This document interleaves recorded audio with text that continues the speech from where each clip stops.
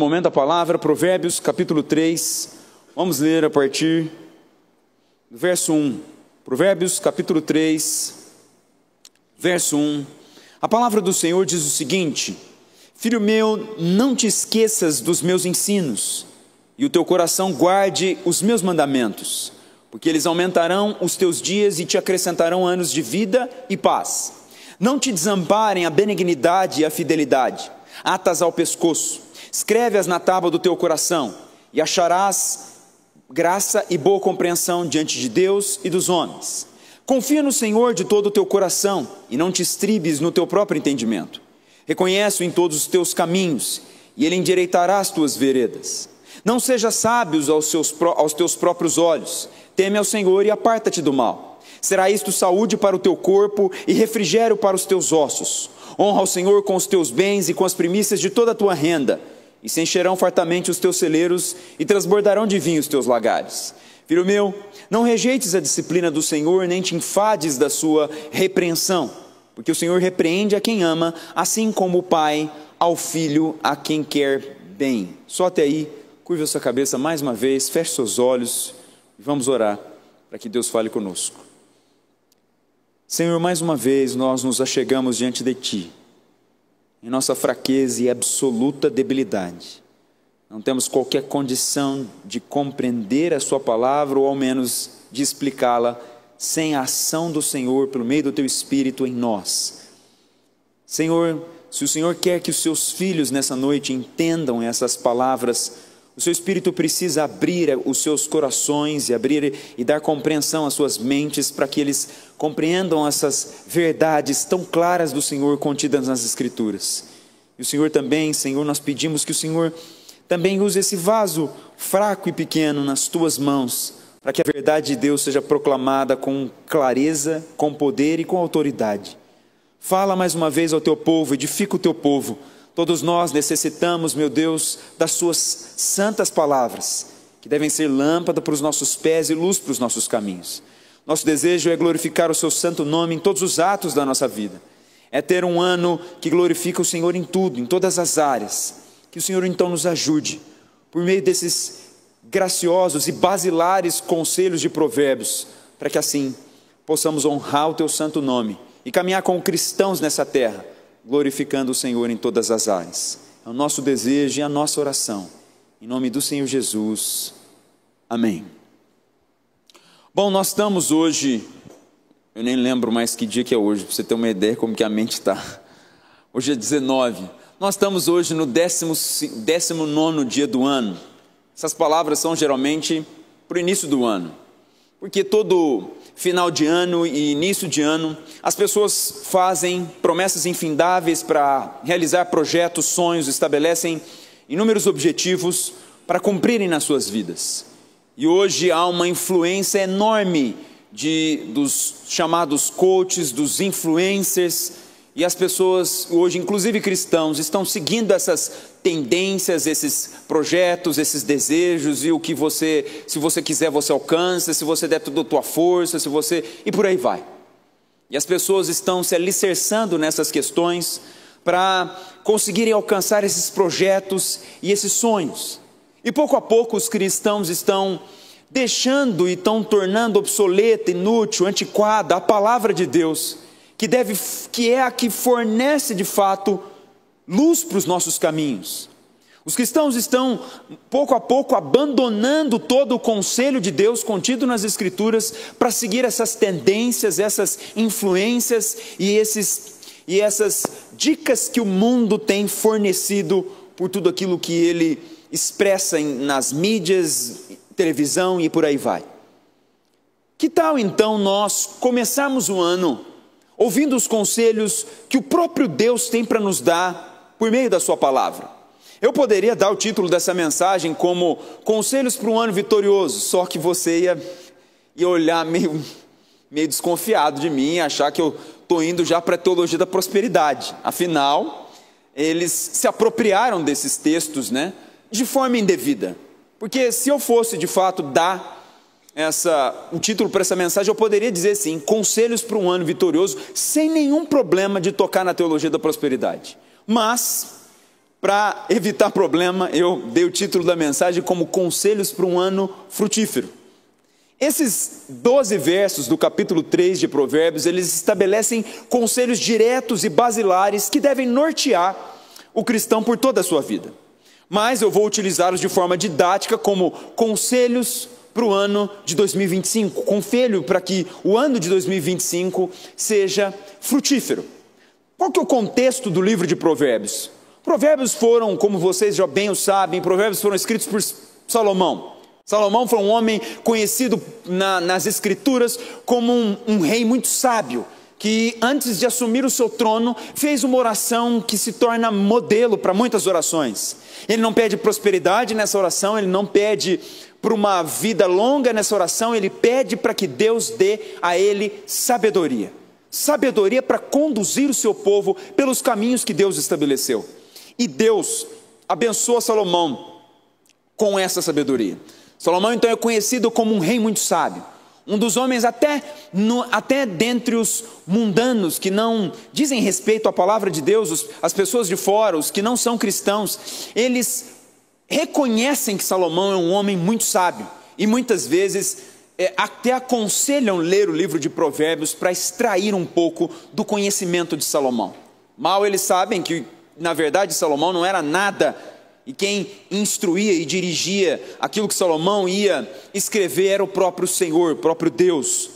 Então, o livro de Provérbios contém muito desta sabedoria que Deus deu para Salomão, que na verdade nada mais é do que a sabedoria do próprio Deus, que instruiu Salomão nessas questões. E nós lemos aqui no momento da leitura bíblica o primeiro capítulo do livro de Provérbios, e aqui você vê os objetivos desse livro. Então, resumidamente, o livro de Provérbios tem como objetivo estabelecer o viver, ensinar o povo cristão, ensinar os cristãos a estabelecerem um viver sábio diante de Deus.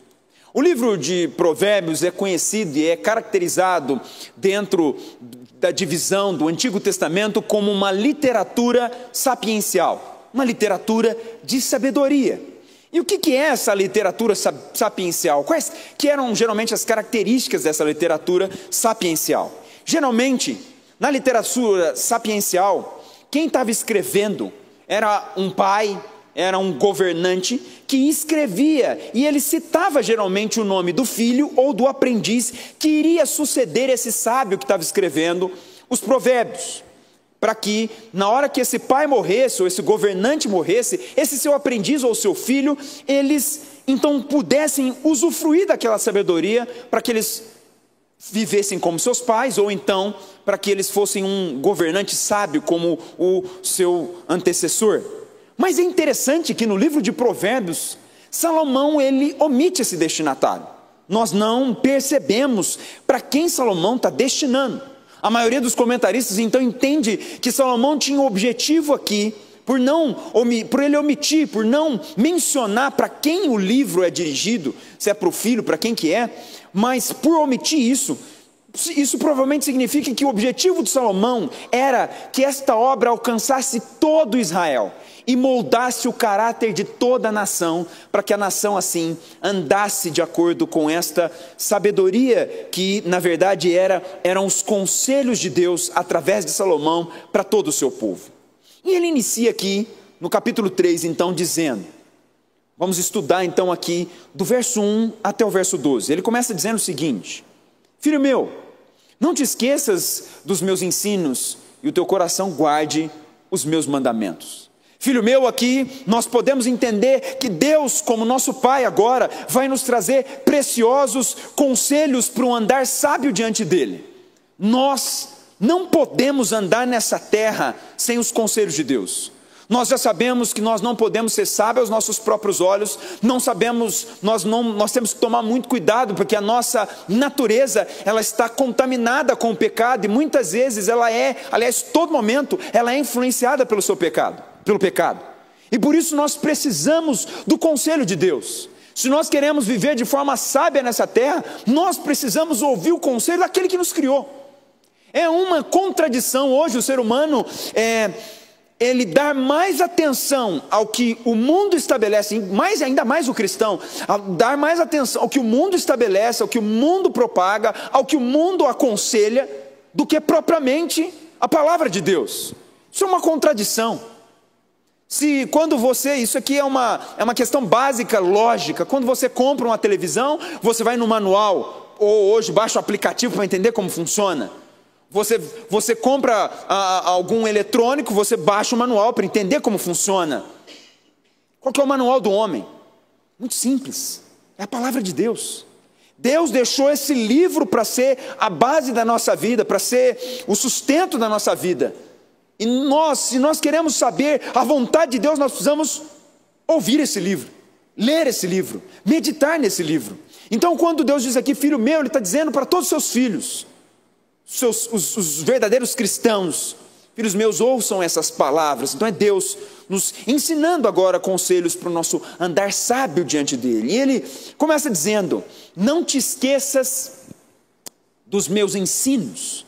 Não te esqueças. Esquecer aqui, na verdade, a ideia no original é, não afaste da sua mente, não deixe de lembrar de tudo aquilo que Deus te ensinou por meio da sua palavra. Primeiro conselho que se você quer ter um ano frutífero, ou melhor dizendo, se você quer ter uma vida cristã frutífera, o primeiro conselho basilar para todo e qualquer cristão, não te esqueças dos meus ensinos. Não te esquecer dos meus ensinos, ou seja, não deixe que a sua mente afaste da sua mente a palavra de Deus. Não deixe que a sua mente se esqueça, não deixe de lembrar dos ensinos que Deus estabeleceu na sua palavra. Por isso, a leitura bíblica e a meditação bíblica são instrumentos e ferramentas essenciais para nós não deixarmos de esquecer a palavra de Deus. Por isso que você ouve nos púlpitos saudáveis espalhados por todas as igrejas do mundo, onde existem pastores e líderes bíblicos que estão pregando a palavra de Deus, e eles vão por inúmeras vezes rememorar e cobrar dos membros das suas respectivas igrejas que eles leiam a palavra. Porque eles sabem que a mente de cada cristão, ela jamais pode esquecer dos ensinos do Senhor.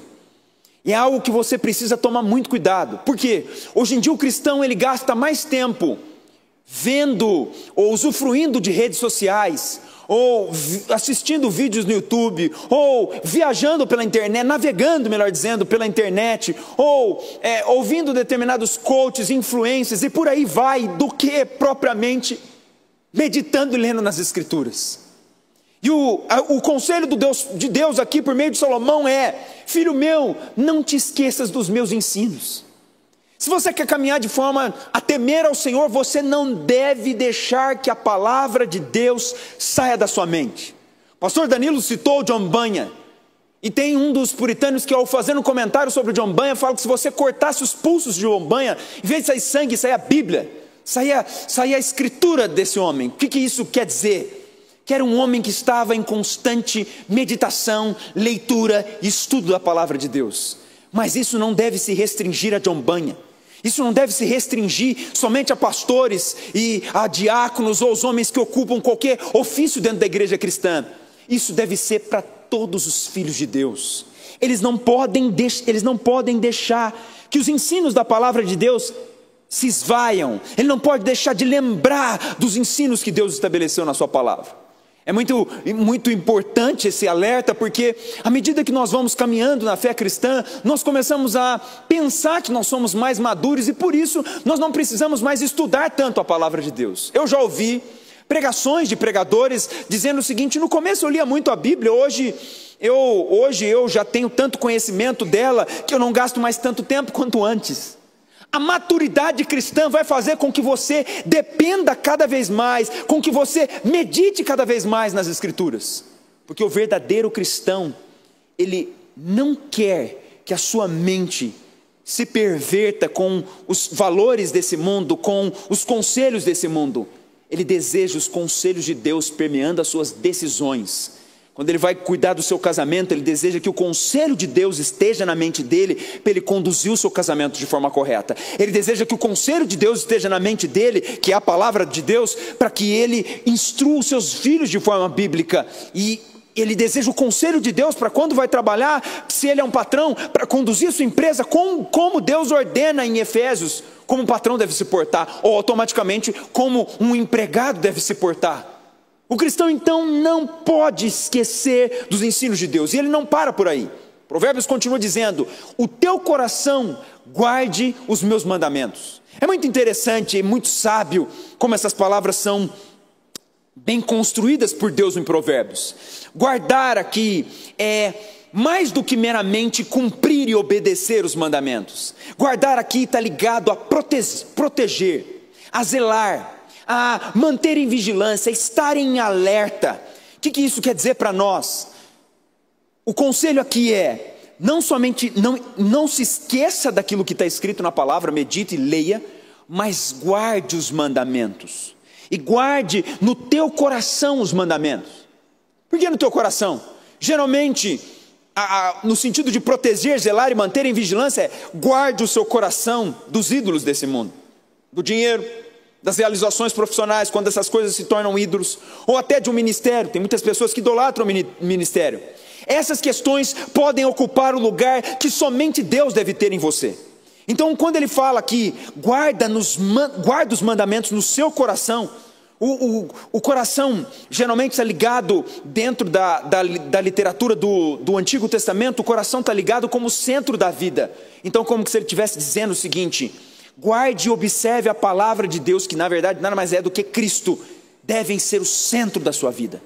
Guardar o coração com os mandamentos a palavra de Deus, ela ocupa o centro da sua vida. Qualquer decisão, qualquer questão, qualquer atitude que você vai ter, ela deve passar pelos mandamentos de Deus que estão guardados no seu coração. Você protege esses mandamentos, você mantém em vigilância para que esses mandamentos estejam no seu coração. E qual é a recompensa aqui para guardar os mandamentos? Por isso que é o conselho para um ano frutífero. Ele fala: aumentarão os teus dias e acrescentarão os anos de vida e paz. Esse é o único caminho para nós termos uma vida longa, uma vida boa e útil na terra, acrescentada a uma vida eterna no céu, e de paz, paz para com Deus por meio de Cristo. O único caminho é eu não esquecer dos seus ensinos, eu guardar os mandamentos no meu coração, e eu tenho a bênção do Senhor. Se eu quero de fato usufruir do que Jesus disse, eu vim para que tenham vida e a tenham em abundância. Se você quer ter uma vida abundante diante de Deus, observe a sua palavra. Você lembra de Salmo capítulo 1? Bem-aventurado o homem que não anda segundo o conselho dos ímpios, nem se detém no caminho dos pecadores, nem se assenta na roda dos escarnecedores. Antes ele tem o seu prazer na lei do Senhor, na sua lei medita de dia e de noite. Pois ele será como árvore plantada junto a ribeiros d'água, que dá o seu fruto na estação própria, cuja folhagem não murcha, e tudo quanto fizer prosperará. Sabe o que isso significa? Aquele que é uma promessa dos Salmos, que é Salmo 1 é uma introdução dos Salmos. É uma promessa dizendo o seguinte: aquele que estiver meditando constantemente na palavra de Deus, praticando ela, tudo o que ele fizer vai prosperar. Como assim, pastor? Agora você tocou na teologia da prosperidade. De novo, novamente não. Prosperar no sentido aqui às vezes, o prosperar diante de Deus é ter um câncer. Como assim, pastor? Às vezes eu vou andar de acordo com aquilo que Deus estabeleceu na sua palavra, mas às vezes a vontade de Deus é que eu tenha um câncer no meio do caminho. Mas por quê? Porque o prosperar nos caminhos do Senhor é prosperar aprendendo aquilo que Deus quer nos ensinar. É aprendendo a caminhar de forma santa. E às vezes você tem que passar por aflições nesta terra para aprender a viver de forma santa. Então prosperar, que Salmo 1 diz, a vida longa que Provérbios promete, é a vida longa de acordo com a vontade de Deus, com a bênção de Deus. A bênção de Deus se Ele quer que eu passe por um desemprego, é a vontade dEle, amém, vou passar por esse desemprego, afinal eu estou nas suas mãos.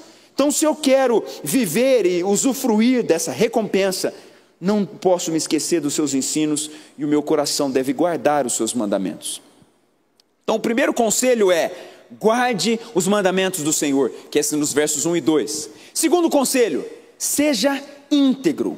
Verso 3, não te desamparem a benignidade e a fidelidade. Atas ao pescoço, escreve-as na tábua do teu coração, e acharás graça e boa compreensão diante de Deus e dos homens. Benignidade e fidelidade. Primeiro ele diz, não te desamparem. A ideia, no original, da ideia de não te deixem, não te abandonem a benignidade e a fidelidade. Benignidade e fidelidade é uma combinação de qualidades que ocorre com frequência dentro do Antigo Testamento. E elas expressam uma relação boa entre os homens e entre o homem e entre Deus. A bondade e a fidelidade, quando elas aparecem nessa conjuntura, geralmente elas querem dizer respeito a uma integridade que deve ser manifestada pelo verdadeiro cristão em todos os relacionamentos com Deus e com as pessoas. Então, o que Salomão e Deus automaticamente está nos aconselhando é que a benignidade e a fidelidade devem permear o nosso caráter. Integridade é ter essa benignidade. A benignidade aqui é a bondade ligada ao amor. Fidelidade é a firmeza, fidelidade à palavra, fidelidade às obrigações que surgem nas nossas relações com os homens. Cumprir as leis, pagar os impostos. Então o que Salomão está dizendo aqui, seja íntegro. A benignidade e a fidelidade devem permear suas relações. No seu emprego, no uso do seu dinheiro, dentro da sua família. Ou seja, a integridade que envolve você ter benignidade e fidelidade devem fazer parte de você. E é interessante que um dos atos aqui de benignidade mais demonstrados por Salomão estão aqui também nessa questão dos versos 27 ao 30, ele fala: não te furtes de fazer o bem, no capítulo 3, não te furtes a fazer o bem a quem de direito, estando na tua mão o poder de fazê-lo. Não digas ao teu próximo, vai e volta amanhã, então te darei, se tens agora contigo. Não maquines o mal contra o teu próximo, pois habita junto de ti, confiadamente. Jamais pleiteis com alguém sem razão, se te não houver feito mal. São conselhos que Salomão dá aqui exemplo do que seria essa benignidade, essa bondade nas relações humanas. Mas ele não fala por aí, ele não para por aí. Não te desamparem a benignidade e a fidelidade. Ele fala, atas ao pescoço, escreve-as na tábua do teu coração. Atas ao pescoço é no seguinte sentido: o colar, atas ao pescoço é como se elas fossem um colar, um ornamento, que simboliza o quê? Proteção e orientação. Ela preciosas, é o mais delicioso prazer, por isso nós devemos aplicá-las e meditar nelas. O que isso significa? A bondade e a fidelidade, elas devem ser aquilo que caracterizam você como cristão. É o ornamento. O que é mais belo quando nós olhamos e vemos um verdadeiro cristão é observar a sua integridade.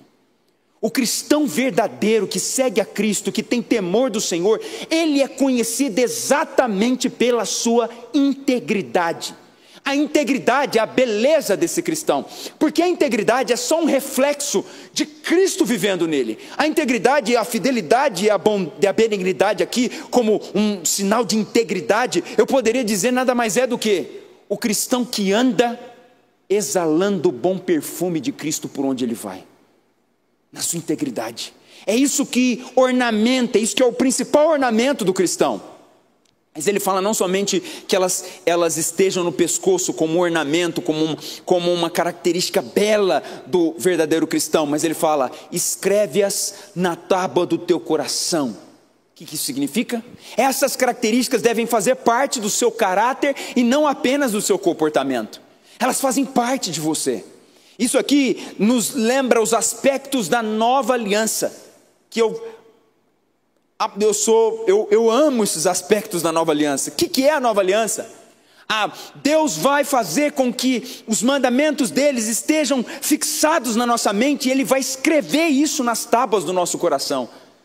Ou seja, o verdadeiro cristão, ele caminha dessa forma. Os mandamentos estão dentro do seu coração, estão fixados na sua mente. Ele anda com integridade nessa terra, exalando esse bom perfume de Cristo. A lei de Deus, então, está impressa na sua mente, inscrita no teu coração. Qual que é a recompensa? Acharás graça e boa compreensão. Boa compreensão aqui é reputação, estima, diante de Deus e diante dos homens. Sabe o que isso significa? Quem caminhar de forma íntegra vai alcançar o favor imerecido de Deus, além de uma boa reputação e estima diante dos homens. É o que tem faltado hoje em dia. O cristão é vendedor, mas ele é conhecido por enrolar as pessoas, por não entregar o produto dentro do prazo, ou por vender gato por lebre, como se diz por aí. Vende uma madeira que ela vai ser destruída em 1 ano, como se fosse uma madeira que vai durar 10 anos. E o que está acontecendo? Os cristãos estão sendo descredibilizados. O nome de Deus está sendo blasfemado entre os gentios por causa deles, quando na verdade o verdadeiro cristão é conhecido por isso. A beleza nele, que o mundo vê no verdadeiro cristão, é a sua integridade. E isso faz ele alcançar graça diante de Deus e boa compreensão diante dos homens, que ele vai alcançar uma boa reputação diante dos homens. Outro conselho, terceiro conselho aqui: confie no Senhor. Verso 5, Salomão diz: confia no Senhor de todo o teu coração, e não te estribes no teu próprio entendimento, reconhece-o em todos os seus caminhos, e ele endireitará as suas veredas. Confia aqui é no sentido de sentir-se seguro, de estar despreocupado no Senhor de todo o teu coração. É confiar no poder, na sabedoria e na bondade de Deus. O puritano Matthew Henry diz o seguinte: nós devemos crer que Ele é capaz de fazer o que quiser, sábio para fazer o que é melhor e bom, de acordo com a sua promessa, para fazer o que é melhor para nós, se nós o amarmos e servirmos. Confiar no Senhor aqui de todo o coração, isso é um grande desafio para nós, porque o que acontece com o cristão hoje? Ele olha para o mundo, ele já entra em desespero por conta da guerra. Agora começou as notícias saindo, o Trump vai criar uma nova ordem global, e aí isso já começa, o cristão, tem gente que lê essas coisas, pega o celular, começa até a tremer. Sai um negócio lá do Pix, virou uma revolta nacional, e o cristão no meio disso aí, tudo perdido, ele fala: o que vai acontecer? Não vou ter comida, e vai. Mas peraí cristão, para onde você vai, cristão? Peraí, a Bíblia fala: confia no Senhor de todo o teu coração. Você sabe o que é confiar no Senhor de todo o teu coração? Eu vou ser muito pobre para explicar isso, já vou adiantar. Mas confiar no Senhor de todo o teu coração é no sentido assim: se tiver uma guerra mundial, o cristão está seguro de que Deus vai proteger, que ele vai morrer na hora que Deus determinou, que não vai faltar comida na casa dele, que aconteça o que acontecer, o Senhor de toda a terra está do lado dele. Como que nós estamos sendo movidos e ficando tão fracos em relação às notícias do mundo, em relação ao que está acontecendo à nossa volta, e deixamos de confiar no Senhor que nos criou? Confiar nele de todo o coração é andar de forma confiante, que ele permanece sendo Deus. Jamais se esqueça disso.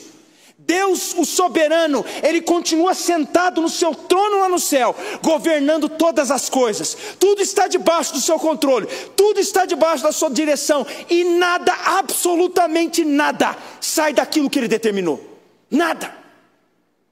Se acontecer algo, mesmo um acidente com você, ou se você receber uma notícia de um médico, de uma doença terminal, mesmo assim você deve confiar no Senhor do seu coração. Mas como, pastor?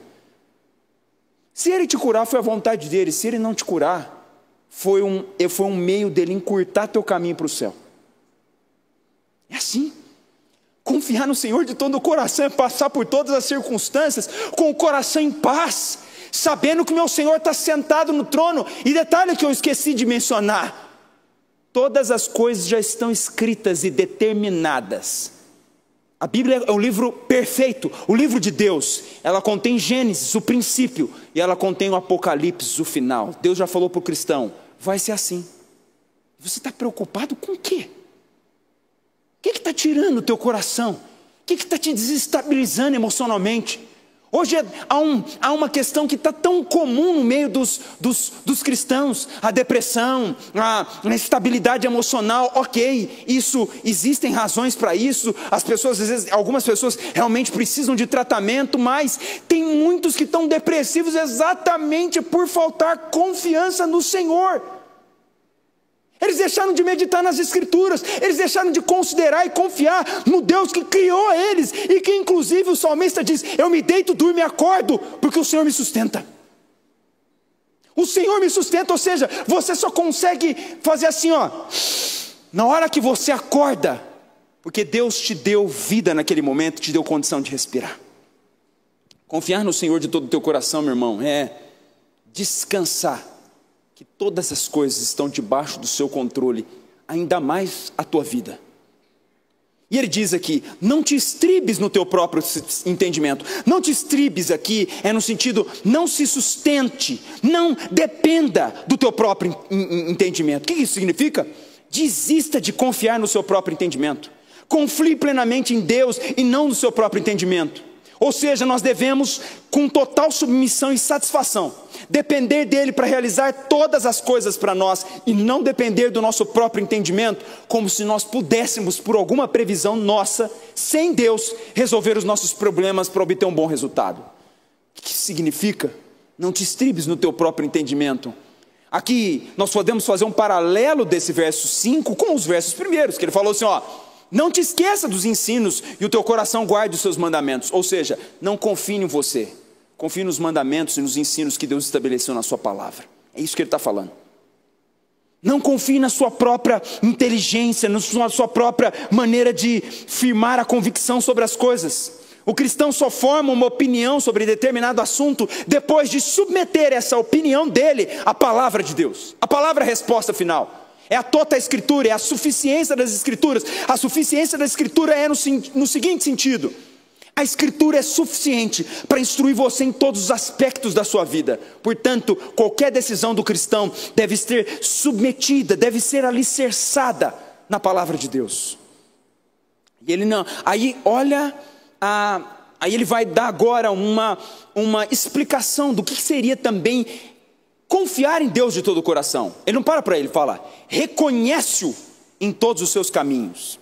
Confiar a Deus de todo o coração é reconhecer a Deus em todos os seus caminhos.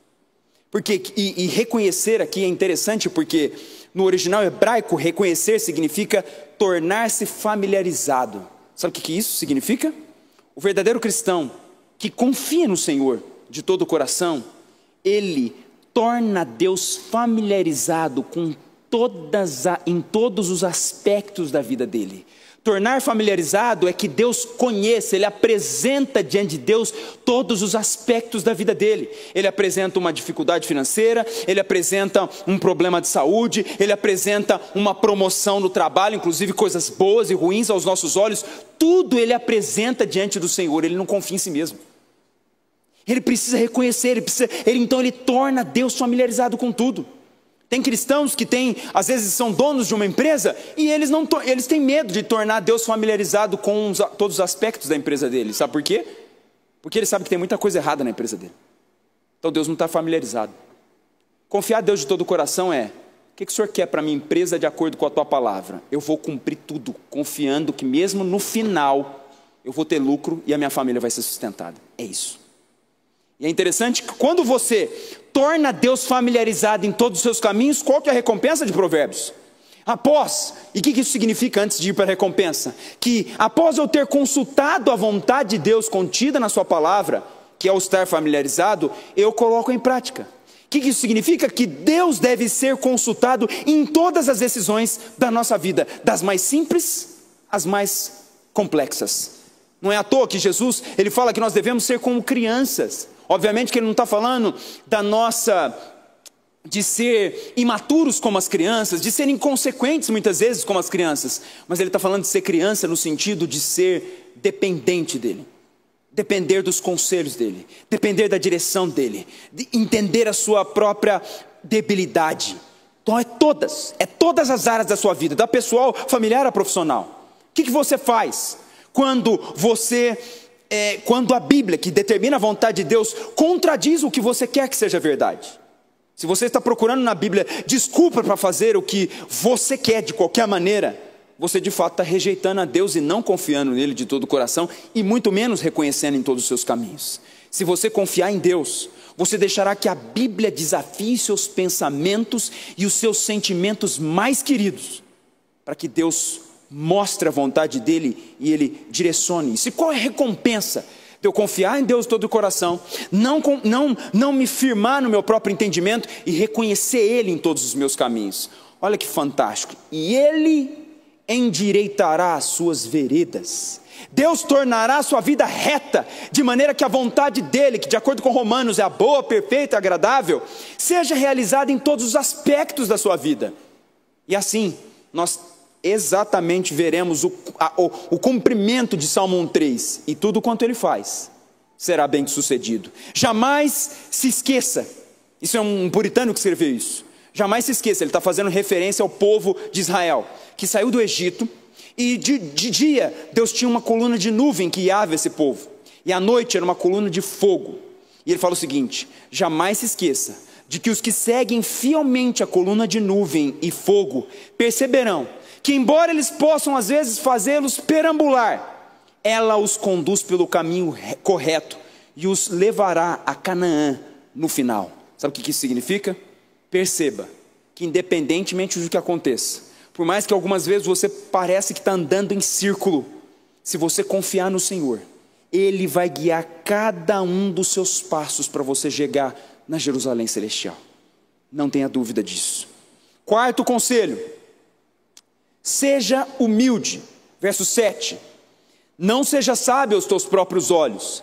Teme ao Senhor e aparta-te do mal. Será isto saúde para o teu corpo e refrigério para os teus ossos. Não seja sábio aos seus próprios olhos. O que isso significa? Mais uma vez, não confie em si mesmo. Não confie na sua própria opinião.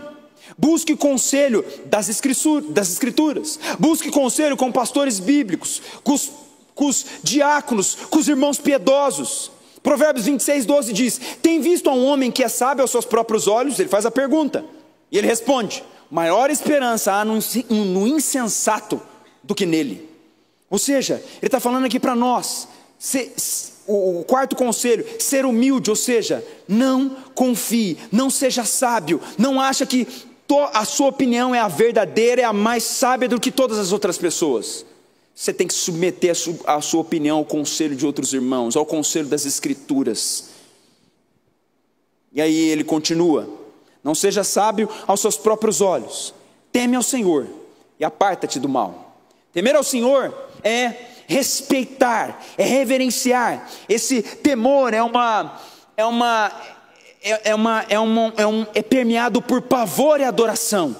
Temer ao Senhor, eu o adoro e ao mesmo tempo tenho medo de andar fora da presença dEle. Mas é um medo santo, é um medo reverente, se assim podemos dizer. E ele fala: teme ao Senhor e aparta-te do mal. Apartar do mal é no sentido de mude de direção, abandone, afaste-se do mal. O temor ao Senhor aqui é expresso em afastar-se do mal, afastar-se do pecado. O que isso significa? Tome cuidado para não fazer qualquer coisa que ofenda a Deus, para que assim você perca os seus cuidados. E a recompensa de não ser sábio aos seus próprios olhos, mas temer a Deus e apartar-se do mal será isto: saúde para o teu corpo e refrigério para os teus ossos. É interessante aqui, porque a palavra corpo, aqui ela foi traduzida como corpo, mas no hebraico o significado é umbigo. Então o que ele quer dizer? Será isto saúde para o teu corpo e para os teus ossos. Abandonar a natureza pecaminosa, abandonar o pecado, se afastar do pecado, traz cura espiritual, psicológica e física. Quando ele fala aqui umbigo e ossos, ele está querendo dizer o seguinte: temer ao Senhor, apartar-se do mal, não ser sábio aos seus próprios olhos, ocasiona uma cura total, que se estende do homem interior, umbigo, do homem exterior, umbigo, e interior, ossos. É uma cura plena.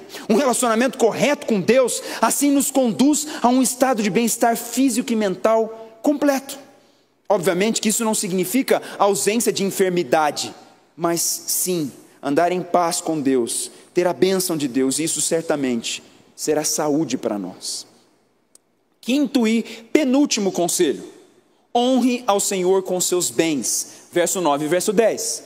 Honra o Senhor com os seus bens e com as primícias de toda a tua renda, e se encherão fartamente os teus celeiros, e transbordarão de vinho os teus lagares. Honra o Senhor com os teus bens e com as primícias de toda a tua renda.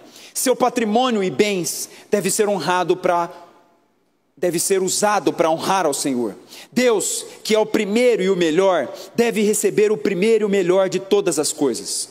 Os seus direitos, os direitos de Deus têm prioridade sobre os outros. Por isso, ele sempre deve ser servido em primeiro lugar. O que isso automaticamente, de forma simples, significa? Honrar ao Senhor com seus bens envolve as contribuições na igreja para que a casa de Deus seja sustentada e o reino continue avançando. Honrar ao Senhor com seus bens significa submeter os seus bens e o gasto do seu patrimônio da maneira como a Bíblia te orienta. E a Bíblia te orienta que o seu patrimônio deve ajudar outros irmãos e deve, obviamente, honrar a casa de Deus no sentido de sustentá-la para que a obra de Deus continue avançando. Então isso significa o quê? Gastar o seu dinheiro de acordo com a sabedoria e de acordo com os princípios contidos na palavra de Deus. Quanto mais o Senhor nos der, obviamente mais nós devemos nos empenhar para honrá-lo. E a consequência é muito clara: se encherão fartamente os teus celeiros e transbordarão de vinho os teus lagares. Por viverem numa cultura agrícola, obviamente que esses aspectos aqui dizem respeito a uma bênção de multiplicação no celeiro e no vinho dos lagares, no sentido de abençoá-los no seu meio de trabalho. O que isso significa?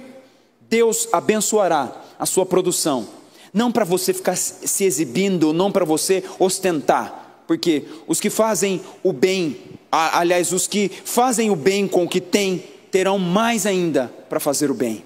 Honrar o Senhor então com seus bens é submeter o seu patrimônio, gasto de dinheiro, de acordo com o que Deus ensina na sua palavra. E aqui envolve, eu estava até esquecendo, não esqueci de anotar, mas isso aqui envolve inclusive entesourar para os seus filhos, inclusive pensar na sua aposentadoria.